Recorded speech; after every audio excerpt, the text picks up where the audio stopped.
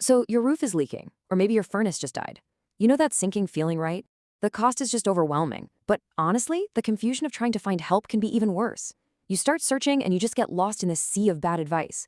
Well, in the next few minutes, we're going to cut right through all that noise and give you a clear, realistic guide. When you're staring down a critical home repair, we're talking a busted roof, a dead HVAC system, a serious plumbing leak. The search for help really can feel like a maze. It's just so overwhelming, and frankly, it's the absolute last thing you need when you're already stressed out. So you're looking at an estimate that you just can't afford.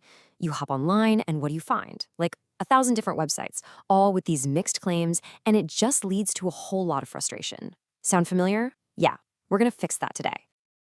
So many of us start the search with this dream of finding one big national grant program, like a single pot of money just waiting for us.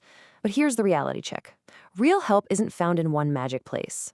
The single most important thing that will save you time is understanding that help is actually found along three very distinct paths.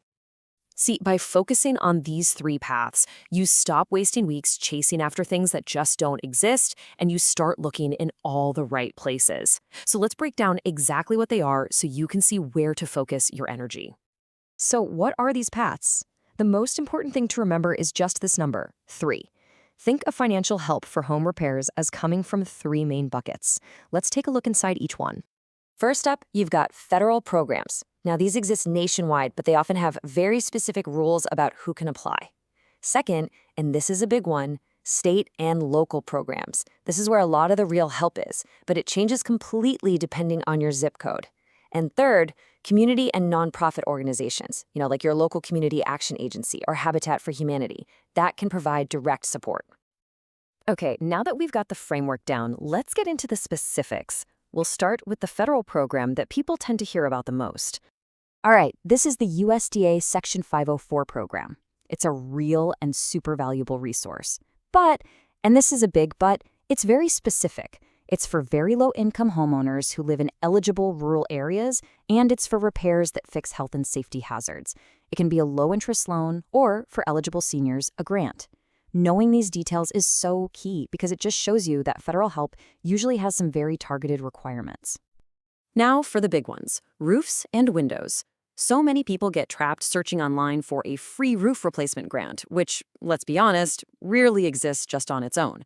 The smarter way to do this is to understand that the money for these big-ticket items is usually part of broader programs.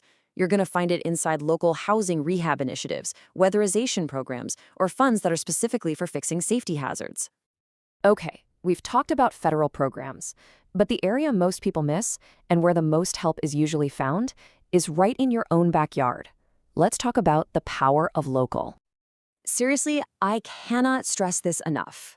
So much of the real assistance out there is tied to where you live.